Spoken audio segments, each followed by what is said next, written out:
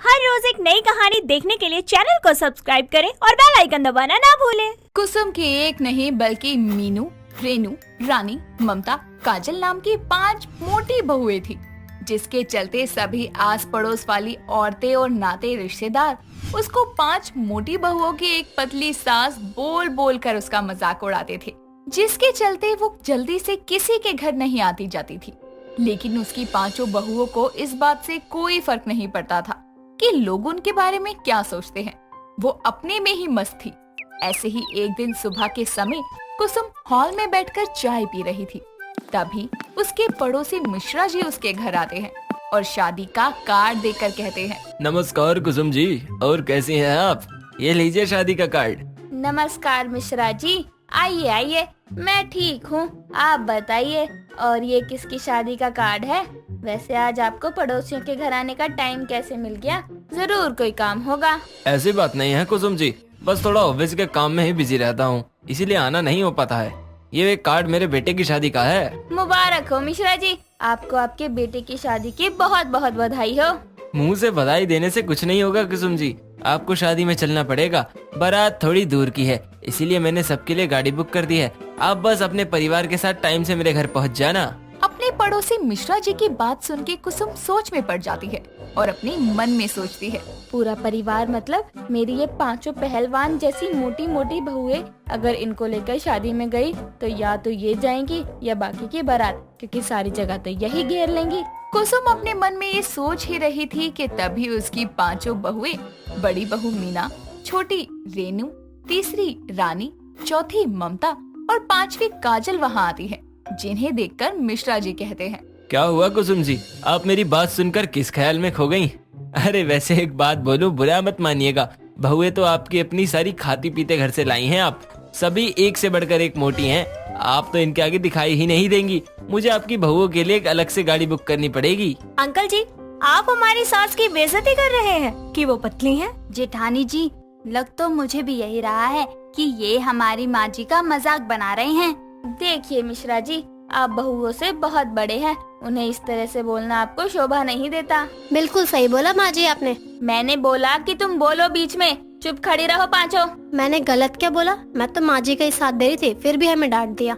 इनको आदत है हमें सुनाने की या इनको मजा आ रहा है अपनी इंसल्ट करवाने में? अरे भूलो मत तुम दोनों, ये अंकल जी माँ जी को पतला बोलने के साथ साथ हम 5 को मोटा भी बोल रहे हैं, तो माँ जी के साथ साथ ये हमारा भी मजाक उड़ा रहे हैं। रानी, काजल, ममता तीनों आपस में बातें कर रही थी कि तभी उनके पड़ोसी मिश्रा जी कुसुम से कहते हैं, देखिए कुसुम जी, मेरी बात का बुरा मत मानना, और हो सके तो अपने पूरे परिवार के साथ आइएगा शादी में, क्योंकि दूर होने के चलते मैंने खास लोगों को ही बुलाया है। जी मिश्रा जी, लेकिन आप तो जानते ही हैं कि मेरे बेटे काम के सिलसिले में बाहर ही रहते हैं, तो यहाँ बस मैं और मेरी बहुएं ही रहती हैं।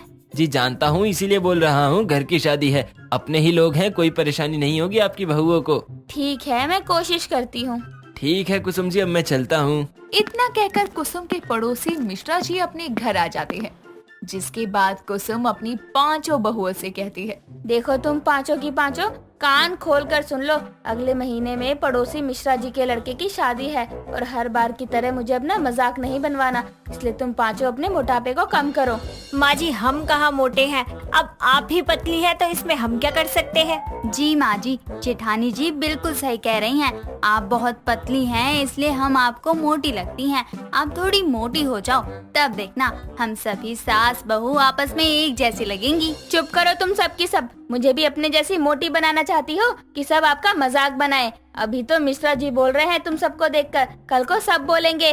माँ जी, मजाक तो लोग आपका भी बनाते हैं, एक बार मोटी होकर देख लो तो शायद ना बनाए। बिल्कुल सही कह रही हैं जेठानी जी, अगर आप मोटी हो गई ना माँ जी, तो हम सब मिलकर बाहर वालों का मजाक बनाएंगे। मैंने तुमसे राय नहीं मांगी, और अगर तुम सब मेरे साथ मिश्रा जी के लड़के की शादी में जाना चाहती हो तो कल से ही चटर पटर खाना बंद कर दो, खाना भी कम कर दो और एक्सरसाइज करना शुरू कर दो, ताकि कुछ वजन तो कम हो। माँ जी, मुझसे तो बिल्कुल भी भूखा नहीं रह जाता, मैं तो एक दिन बिना खाए रह ही नहीं सकती हूँ, 1 महीना कैसे रहूंगी। बहू, तुम सबसे छोटी हो, फिर भी तुम्हारा मोटापा इन सबसे ज्यादा लगता है और तुम ही ऐसे बोल रही हो। पहले ये बताओ, तुम सबको शादी में जाना है कि नहीं जाना? जी माँ जी, जाना है। ठीक है, फिर कल से अपने मोटापे को कम करने में लग जाना और अभी जाकर घर के काम करो। कुसुम इतना कहकर वहाँ से चली जाती है, जिसके बाद पांचों बहुएं अपने अपने घर के कामों में लग जाती है। यूं ही कुछ दिन बीतते हैं, लेकिन उन पांचों में से कोई भी कुसुम की कही हुई बात पर ध्यान नहीं देता। ना ही वो पांचों बाहर का खाना छोड़ती हैं, ना ही कोई एक्सरसाइज करती हैं। देखते देखते पूरा महीना बीत जाता है और उनके पड़ोसी मिश्रा जी की लड़के की शादी का दिन आता है। कुसुम अपनी पांचों मोटी बहुओं के साथ मिश्रा जी के घर जाने लगती है और जैसे ही उसकी दो बहुएं गाड़ी के अंदर बैठती हैं, सीट फुल हो जाती है। फिर भी उसकी बहुएं जबरदस्ती बैठने की कोशिश करती हैं, जिसके चलते पांचों के पांचों दूसरे दरवाजे से बाहर एक दूसरे के ऊपर गिर जाती हैं और वहाँ खड़े सभी लोग उन पर जोर जोर से हंसने लगते हैं। और उनमें से एक औरत कुसुम से कहती है, कुसुम, एक तू है कि दिखाई ही नहीं देती, और एक तेरी बहू है जो कहीं भी खड़ी हो जाए तो इनके सिवा कोई दिखाई ही नहीं देता। तूने क्या सोचकर एक नहीं बल्कि 5-5 मोटी लड़कियों को अपनी बहू बना लिया है। तुम बहुत बोल रही हो। तुम लोगों को हंसना था मेरी बहुओं पर, हंस लिया होगा ना, तो बस। कुसुम जी, वैसे इन्होंने कुछ गलत नहीं बोला है। आजकल लोग फिट रहने के लिए परेशान हैं, फिर भी आपकी बहुओं को देखो, फिट तो छोड़ो और मोटापा बढ़ता ही जा रहा है उनका। तो इन्होंने खुद अपने आप को हंसी का पात्र बना रखा है। ठीक है मिश्रा जी, हमें और हंसी का पात्र नहीं बनना। चलो बहुओं। इतना कहकर कुसुम अपनी बहुओं को लेकर घर वापस आ जाती है और सबके सामने अपना और अपनी सास का मजाक बनते हुए देखकर पांचों को भी अपनी गलती का एहसास होता है। तभी पांचों कुसुम से कहती है, माँ जी, हमें माफ कर दीजिए। अब क्यों माफी मांग रही हो? जो मजाक बनना था वो तो बन गया हमारा, और तुम्हारी क्या गलती है? तुमने तो अपनी तरफ से कोशिश करी ना। नहीं माँ जी, हम अपनी गलती पर शर्मिंदा है। हमने आपकी बात नहीं मानी, बल्कि उल्टा आपको ही दोषी ठहराया, जिसकी वजह से हमारा वजन और ज्यादा बढ़ गया और अपने साथ साथ आपकी भी इंसल्ट करवाई। जी माँ जी, हमें अपनी गलती पर बहुत पछतावा है। जी माँ जी, लेकिन अब हमें समझ आ गया है कि आप सही कह रहे हो। हमें अपना मोटापा घटाने की जरूरत है, लेकिन आपके लिए नहीं, अपने लिए। जी माँ जी, अब हम वैसा ही करेंगे जैसा आपने हमें करने के लिए बोला था। जी माँ जी, ताकि फिर कोई आपको 5 मोटी बहुओं की पतली सास कहकर ना चिढ़ा सके। हमें आखिरी बार माफ कर दीजिए ना माँ जी। अपनी पांचों बहुओं को उनकी गलती का एहसास होता देखकर कुसुम उन पांचों को माफ करती है, जिसके बाद वो पांचों सच में अपने मोटापे को कम करने की कोशिश करती हैं। अलका माता के मंदिर में बैठकर अपनी हथेली पर जलता हुआ कपूर लेकर जोर जोर से चीख पुकार करती है और बोलती है, आखिर क्यों किया तुमने मेरे साथ ऐसा माँ? बताओ, क्या कमी रह गई थी मेरी भक्ति में? आज के दिन जब सुहाग ने 16 श्रृंगार करके अपने पति की लंबी आयु के लिए प्रार्थना कर रही है, तुमने मेरे पति के प्राण ही छीन लिए। क्यों किया तुमने ऐसा? आज मैं तब तक तुम्हारे दर से नहीं जाऊंगी जब तक तुम मेरे पति की सांसें नहीं लौटा देती। 4 साल पहले अलका की शादी सूरज के साथ हुई थी। अलका ने एक अच्छी बहू की तरह घर की सारी जिम्मेदारियों को संभाल लिया था, साथ ही अपनी ननद मिनी को अपनी छोटी बहन की तरह प्यार दिया था। देखते ही देखते अलका और सूरज की शादी की 4थी सालगिरह आ जाती है, जिसकी खुशी में सूरज अपने घर पर एक बहुत बड़ी पार्टी रखता है। सूरज और अलका मिलकर केक कट करते हैं और कुछ देर बाद में सूरज हाथों में माइक लेकर बोलता है, My love, my wife, my beautiful wife, darling, every breath you take, every move you make, I will be there with you. What would I do without you? I want to love you forever. ये सुनकर अलका की आंखों में खुशी के आंसू झलक पड़ते हैं और वो झट से सूरज के गले लग जाती है। सूरज उसके माथे पर किस करता है और बोलता है, अरे जान, रोने क्यों लगी? मैं तो तुम्हें खुश कर रहा था। अरे ये खुशी के आंसू है। I love you so much. Party में मौजूद सभी लोग उनके लिए तालियां बजाने लगते हैं। तभी मिनी उनके पास आती है और बोलती है, अरे अरे मेरे रोमियो जूलियट, बस बस, हम सब जानते हैं कि आप दोनों एक दूसरे से बहुत प्यार करते हैं। अब पार्टी एंजॉय करें। सभी लोग एक साथ मिलकर खाना खाते हैं और डांस करते हैं। पार्टी खत्म होने के बाद सभी लोग अपने अपने घर चले जाते हैं और अलका भी कमरे में जाकर सो जाती है। अगली सुबह जल्दी उठकर वो सारे घर के काम को खत्म करती है और नहा धोकर शीशे के सामने बैठकर तैयार होती है। तभी सूरज उसके पास आकर उसे देखते हुए बोलता है। क्या बात है मेरी जान, कहाँ बिजली गिरानी है आज? जी ये बिजली जहाँ गिरनी थी ना 4 साल पहले ही गिर गई थी। अब आप जल्दी से मेरी मांग में ये सिंदूर लगा दो ताकि मैं और खूबसूरत लगने लगूं। एक बात बताओ, हर सुबह तुम अपनी मांग में सिंदूर मुझसे क्यों सजवाती हो? क्योंकि मेरे गले का ये मंगलसूत्र, माथे का ये सिंदूर मुझे एहसास करवाता है कि कोई है जो मुझे खुद से ज्यादा प्यार करता है, जिसके लिए मुझे हर दिन सजना संवरना है और उसे बहुत सारा प्यार भी करना है। जान, मैं क्या कह रहा था, आज ऑफिस जाने का मन नहीं है तो प्यार करें फिर सारा दिन। अच्छा जी, चलिए जल्दी से तैयार हो जाइए, मैं नाश्ता लगाती हूँ। कुछ देर बाद में सभी लोग नाश्ता करते हैं और सूरज मिनी को अपने साथ ले जाता है और ऑफिस जाते हुए रास्ते में उसे कॉलेज ड्रॉप करता है। थोड़ी देर बाद में शाम हो जाती है। सूरज और मिनी घर वापस आते हैं। अलका सभी के लिए टेबल पर खाना लगाती है। सभी साथ बैठकर खाना खाना शुरू करते हैं। तभी अलका बोलती है, सुनिए, अगले हफ्ते वीरवार को ना आप ऑफ ले लेना। क्या कोई खास काम है क्या जान? अरे भैया, आप भूल गए, करवा चौथ है उस दिन। सही कहा ना भाभी? हाँ जी, और मुझे पता है कि हर बार की तरह इस बार भी आप मेरे साथ व्रत रखेंगे, इसीलिए आप काम पर नहीं जाएंगे, घर पर ही रहेंगे। खाना खाकर सभी लोग अपने कमरे में सोने चले जाते हैं। वक्त बीतता जाता है और करवा चौथ का दिन नजदीक आने लगता है। अलका भी व्रत की तैयारियां करने लगती है। वो बाजार से पूजा का और दान देने का सारा सामान लेकर आती है। अपने लिए वो सुंदर लाल रंग का लहंगा, चूड़ियां, पायल और श्रृंगार का सारा सामान लेकर आती है और खुशी खुशी सारी तैयारियां करने लगती है। थोड़े दिन बाद करवा चौथ का दिन आता है। वो जल्दी 4 बजे उठ जाती है और नहा धोकर रेडी होकर पूजा करती है, जिसके बाद वो सरगी खाकर व्रत को शुरू करती है और अपने घर के कामों में लग जाती है।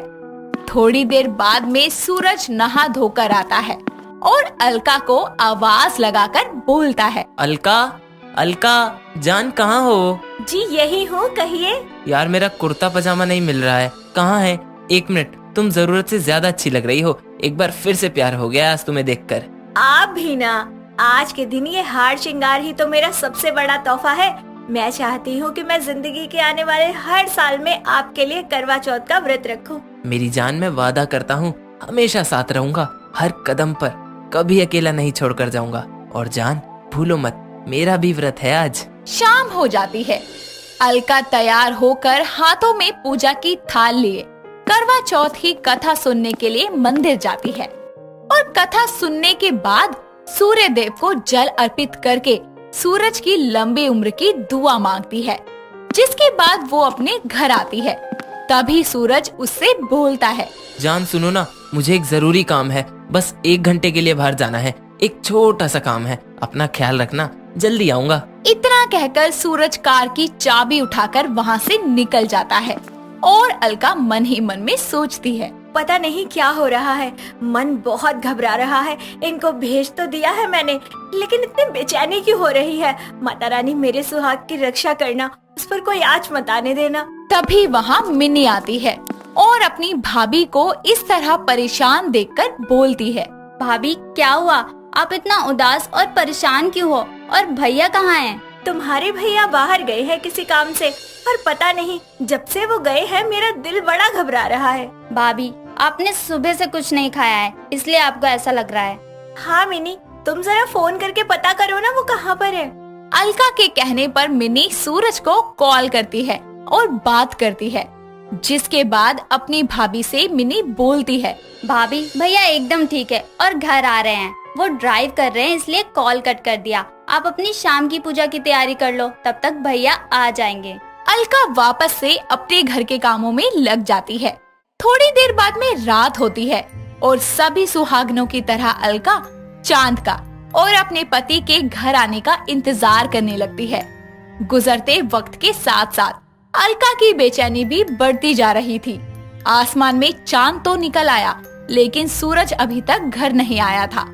अलका और मिनी छत पर बैठी सूरज का इंतजार करती है। तभी मिनी बोलती है, भाभी आप पूजा कर लो, भैया आएंगे तो आप पानी पी लेना उनके हाथों से। मिनी की बात सुनकर अलका पूजा करने के लिए थाली उठाती है कि तभी मिनी के फोन पर एक अननोन नंबर से कॉल आता है। मिनी कॉल उठाती है और उसे सुनकर एकदम सुन पड़ जाती है।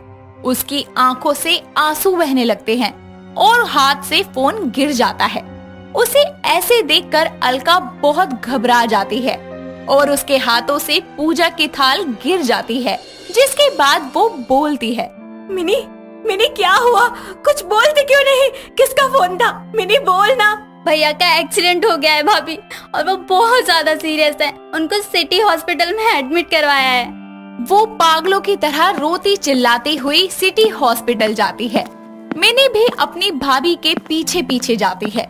हॉस्पिटल पहुंचकर अलका जल्दी से आईसीयू के बाहर जाती है और शीशे के अंदर से देखती है, जिसके बाद वो सिसकियां लेते हुए बोलती है, मैंने कहा था ना मत जाओ, लेकिन तुमने मेरी बात नहीं मानी। क्यों गए तुम? देखो अपना क्या हाल बना लिया है। सूरज जल्दी उठ जाओ ना। देखो ऐसे मत करो अपनी अलका के साथ, प्लीज जल्दी से उठ जाओ। थोड़ी देर बाद डॉक्टर आईसीयू से बाहर आता है और दुखी भाव से कहता है, सॉरी, हम उन्हें नहीं बचा सके।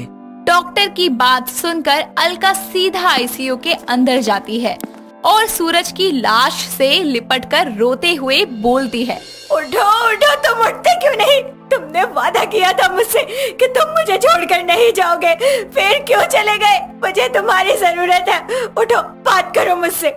देखिए, आप प्लीज बाहर जाइए, प्लीज। अलका वहाँ से सीधा माता के मंदिर जाती है और जलता हुआ कपूर अपने हाथ में लेकर सूरज की सलामती की दुआ मांगती है।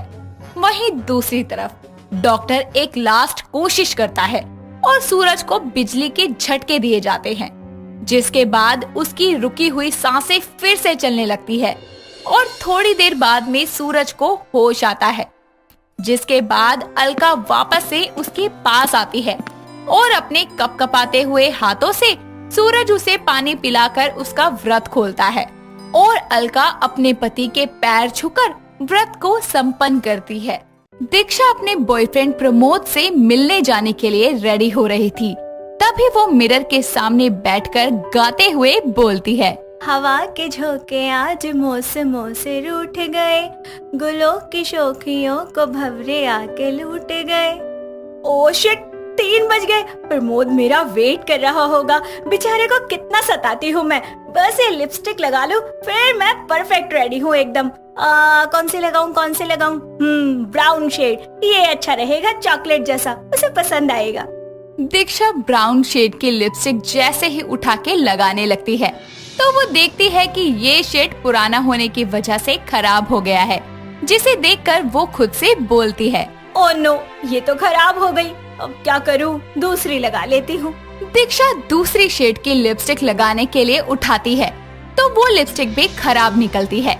ऐसे ही वो काफी सारी लिपस्टिक खोलती है, पर उसमें से आधे से ज्यादा लिपस्टिक खराब हो चुकी थी और बाकी की 2-4 लिपस्टिक उसकी ड्रेस के अकॉर्डिंग मैच नहीं करती थी।